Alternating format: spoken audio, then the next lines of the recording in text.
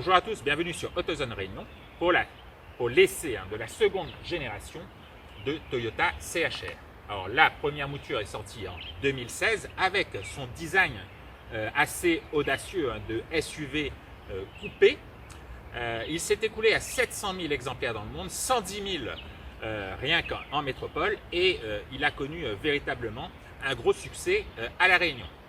On s'attendait à une deuxième mouture qui s'affirmerait un peu plus, et ça depuis la présentation du concept CHR Prologue en 2022. Voilà. Aujourd'hui en 2024, on a affaire au modèle de série.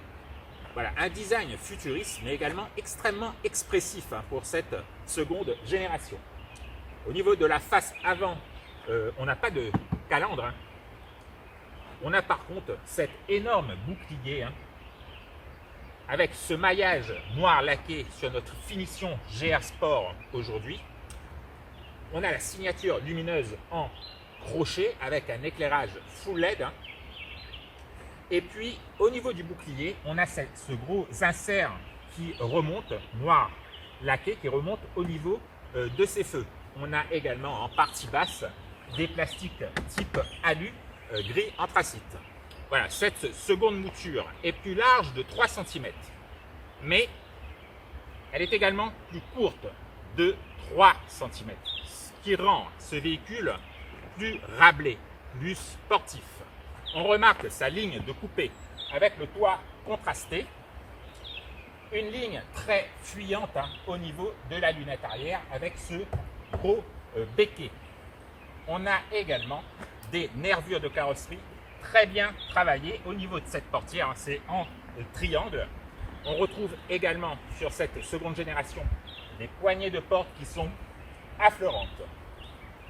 Comme sur la première mouture, on a des surfaces vitrées véritablement très petites. Sur notre finition GR Sport, on a droit aux jantes 18 pouces noir mat. Et on remarque également, ça c'est pour voilà, les finitions sport, on a cette coupe franche au niveau de la teinte de carrosserie, au niveau de ce montant C. Alors ce qui va rendre ce CHR quand même pratique, parce que ça reste un SUV, c'est cette garde au sol qui nous paraît généreuse. Voilà, c'est un vrai coupé ce Toyota CHR. On note, comme je vous disais, cette lunette longue mais très inclinée. On imagine le champ de vision assez restreint. Au niveau du béquet, on a cette double casquette. Et puis, on a des feux qui sont donc placés assez haut, juste à la limite de cette lunette arrière. Des feux très simples. Voilà. Et c'est siglé au milieu Toyota CHR. On a donc pour le reste un popotin extrêmement massif avec une belle nervure de carrosserie qui va se prolonger jusqu'aux ailes, les ailes qui sont extrêmement marquées. Et puis on retrouve ce gros bouclier gris anthracite. Alors look de coupé, oui, mais il faudra faire des concessions au niveau de l'habitabilité, mais également de la capacité de chargement. Alors ça dépend de quelle motorisation vous disposez, soit du 1,8 litre hybride, 2 litres hybride comme aujourd'hui, ou alors 2 litres hybride rechargeable. Nous aujourd'hui, on dispose d'un coffre de 364 litres, ce qui est un peu juste pour un véhicule normalement positionné selon Toyota sur le segment des C SUV.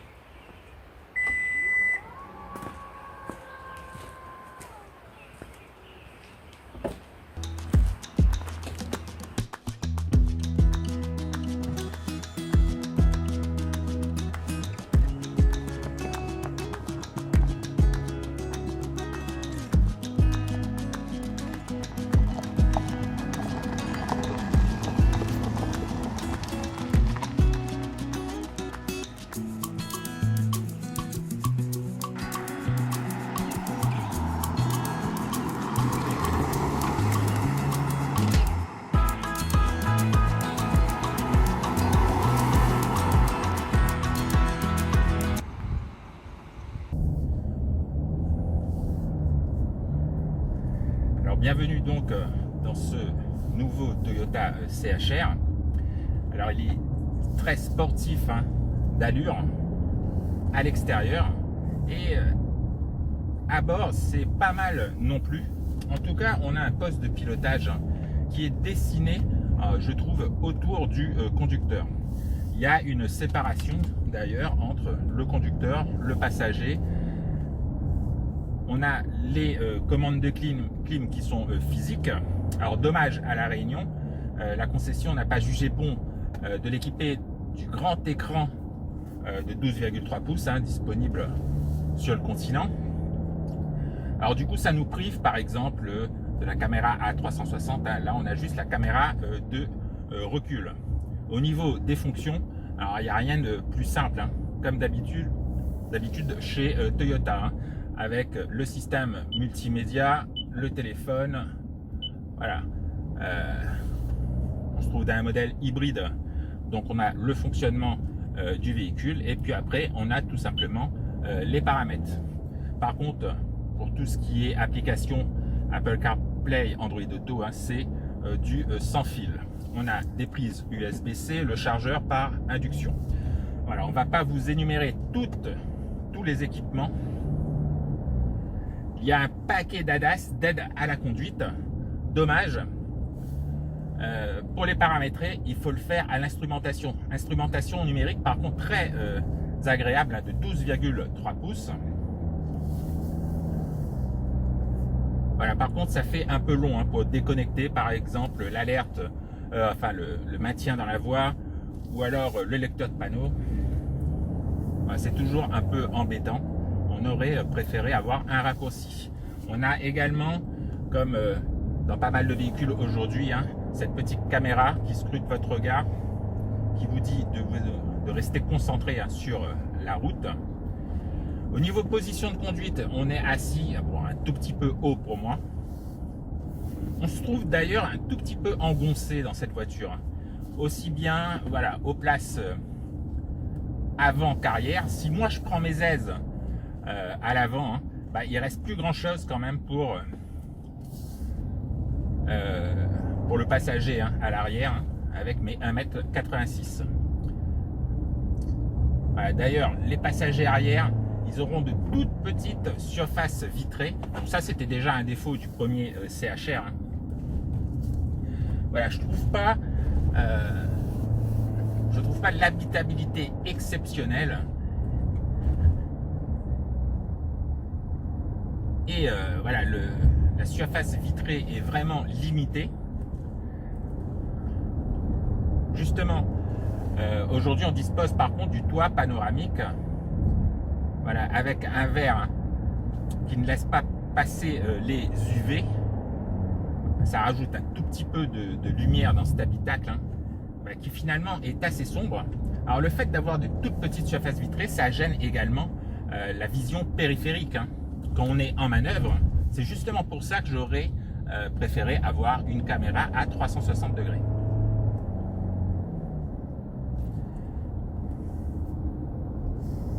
Le dessin de la planche de bord, il est très sympa. On a des inserts qui courent le long des contreportes qui vont se fondre au niveau de cette planche de bord. Des inserts qui intègrent l'éclairage d'ambiance et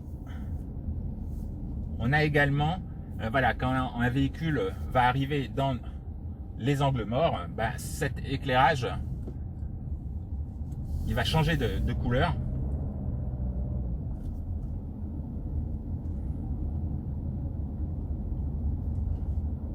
Donc voilà, il est plutôt agréable à vivre ce Toyota CHR, mais comme je vous dis, on se sent quand même un peu à l'étroit.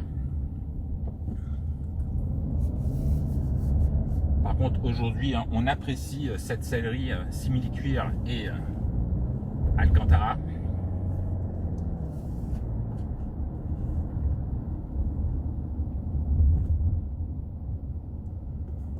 Mais on va parler un peu technique. Alors ça change pas par rapport à la première génération, on a un châssis qui a été modifié. Le châssis, la plateforme TNGA-C. Ce châssis a été rigidifié. Et malgré le paquet de technologie en plus par rapport à la première génération, le véhicule n'a pris que 10 kg sur la balance, en passant, voilà, je crois c'est de 1420 à 1430 kg. Aujourd'hui, on dispose de la version 2 litres hybride, voilà, GR Sport, avec l'appellation 200. En fait, le moteur fait 198 chevaux en puissance cumulée. On a un moteur thermique 2 litres 4 cylindres qui fait 152 chevaux, un moteur électrique de 111 chevaux. On a beaucoup de couples, 190 Nm en thermique, 206 Nm en électrique. Et franchement, la réactivité est plutôt bonne. En tout cas, au niveau du couple et au niveau de la boîte également, c'est devenu beaucoup plus réactif. On a un véhicule qui est connecté à la pédale d'accélérateur, je dirais.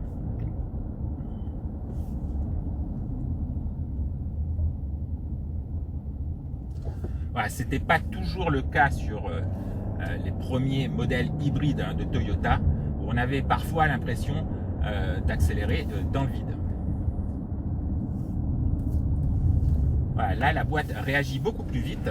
Par contre, comme d'habitude, ça lisse les accélérations. Et pourtant, les accélérations sont très très bonnes.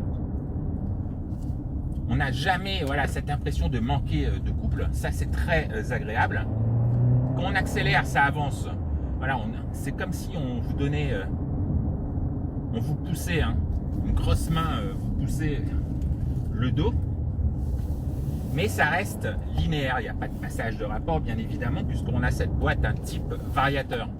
Donc cette boîte CVT qui s'est améliorée, mais qui ne sera jamais sportive. C'est un peu dommage parce que ce CHR, moi je le trouve dynamique. On a un 0 à 100 avalé en 7,9 secondes.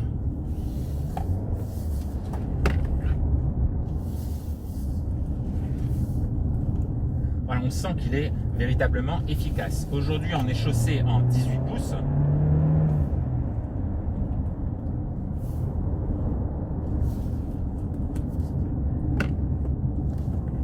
Ce que j'apprécie particulièrement avec ce CHR, c'est son châssis.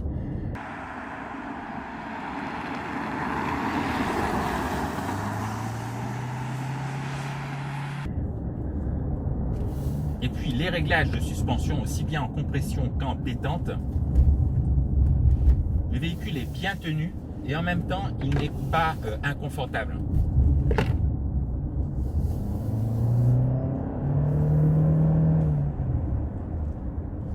On a différents modes de conduite avec bien évidemment Eco, Normal, Sport et Custom. Custom, on peut jouer sur certains paramètres. Configurer le véhicule à votre sauce. Nous, on se positionne pour le moment en Sport. Un peu plus de réactivité.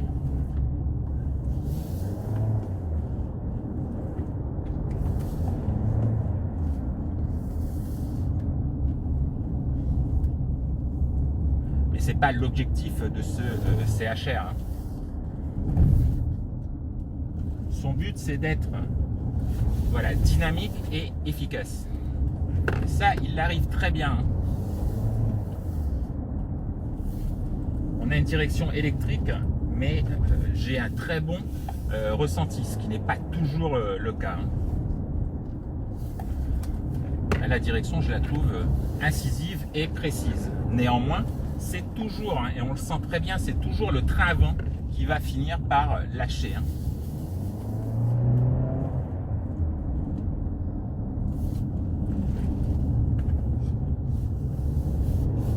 Donc, à la conduite, on a un véritable agrément.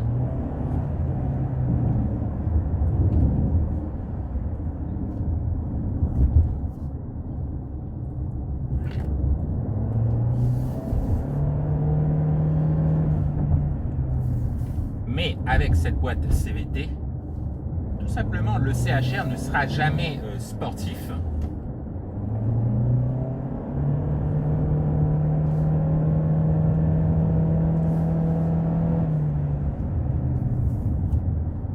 Mais ça reste que dans la vie de tous les jours, voilà, il y a un véritable agrément de conduite.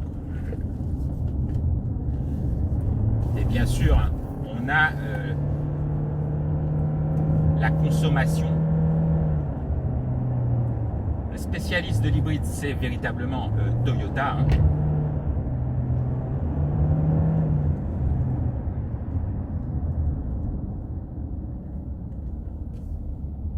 On aurait une consommation, voilà, comprise entre 5 litres et 5 litres 5. Et encore, si vous faites un peu de cote tous les jours. Sinon, le véhicule, si vous faites que du plat, la consommation va descendre sous les 5 litres. Voilà, alors ce véhicule sera disponible en 3 motorisations. Le 1,8 litre hybride de 140 chevaux. Le 2 litres hybride de 198 chevaux, comme aujourd'hui. Et puis, il y a une version également hybride rechargeable de 223 chevaux. Voilà, l'hybride rechargeable, c'est une très très grosse batterie, rechargeable donc, qui vous permet de rouler à peu près 65 km en mode zéro émission. Dans cette version full hybride qu'on a aujourd'hui, quand vous serez en descente ou en ville, vous serez voilà, pratiquement tout le temps en électrique. Au niveau des tarifs, ça va commencer à 36 000 € pour la version de 140 chevaux. Pour cette version de 198 chevaux aujourd'hui, ce sera à 46 000. Et puis si on va chercher l'hybride rechargeable, là on sera entre 50 et 56 000 €. Voilà, c'était un petit essai dynamique rapide de ce Toyota CHR, voilà, qui m'a quand même épaté par son comportement déjà que je trouve dynamique, par son ambiance, par son look bien évidemment, voilà, futuriste, stylé, et par sa motorisation efficace et toujours très efficiente en consommation. Voilà, nous on vous dit à très bientôt sur AutoZone Réunion pour un prochain essai. À bientôt.